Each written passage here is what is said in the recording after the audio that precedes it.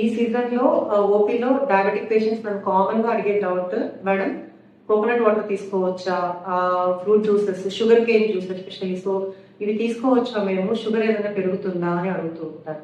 ఈ సమ్మర్ లో మన బాడీ హైడ్రేషన్ మెయింటైన్ చేయడానికి which is the best choice.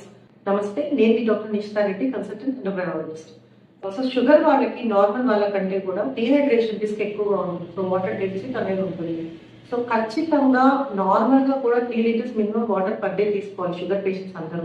ఈ సమ్మర్ లో ఇంకొంచెం 4 to 5 లీటర్స్ పర్ డే తీసుకునేలా చూడండి. బికాస్ మన బాడీకి హైడ్రేషన్ కి అన్నిటికంటే the most important thing is water. Only kidney failure, heart failure patients మాత్రమే వాటర్ ఇంటేక్ లిమిట్ చేసుకోవాలి.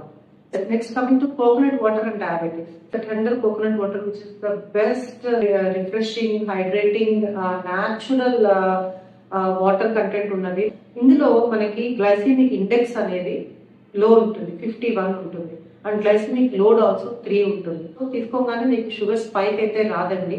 But remember, full glass of coconut water, ఒక సర్వింగ్ లైక్ 240 ml తీసుకుంటే మీకు almost 9 to 10 grams of natural sugar ఉంటుంది.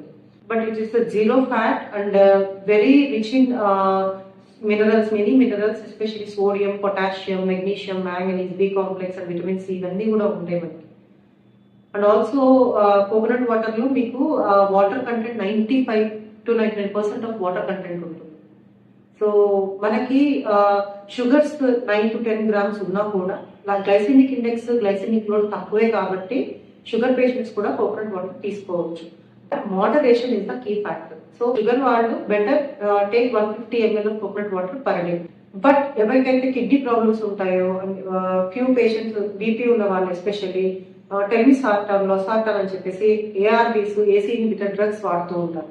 So ఇలాంటి వాళ్ళకి మాత్రం coconut water avoid చేయాలి. బికాస్ పొటాషియం పెరిగే రిస్క్ ఎక్కువగా ఉంటుంది. Hyperkalemia, high potassium levels very dangerous for our heart. So sugar fluctuations ఎక్కువగా ఉన్న వాళ్ళు, హై షుగర్ ఉన్న వాళ్ళు కూడా తీసుకోకపోవడం మంచిది. Avoid the packaged once. So preservatives లేకుండా ఉండే న్యాచురల్ తీసుకోండి. And also make sure tender coconut water, tender means లేత తీసుకోండి, లేత కొబ్బరి నీళ్ళు తీసుకోవాలి. అందులో అయితే మీకు షుగర్ కంటెంట్ తక్కువ ఉంటుంది, మీకు ముదిరిన దాంట్లో షుగర్ కంటెంట్ ఎక్కువగా ఉంటుంది. కాబట్టి sugar cane juice 4 times sugar content ఎక్కువగా ఉంటుంది కోకోనట్ వాటర్తో పోలిస్తే. సో బెటర్ షుగర్ వాళ్ళందరూ కూడా షుగర్ కేన్ జ్యూస్ అవాయిడ్ చేయండి.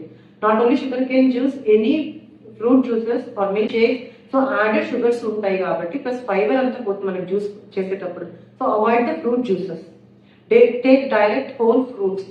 అండ్ ఆల్సో చాలా మంది మెయిన్ ఎస్పెషల్లీ ఎండలు ఎక్కువగా ఉన్నాయి, సో కూల్ డ్రింక్స్ ఎక్కువగా తీసుకుంటారు, సాఫ్ట్ డ్రింక్స్.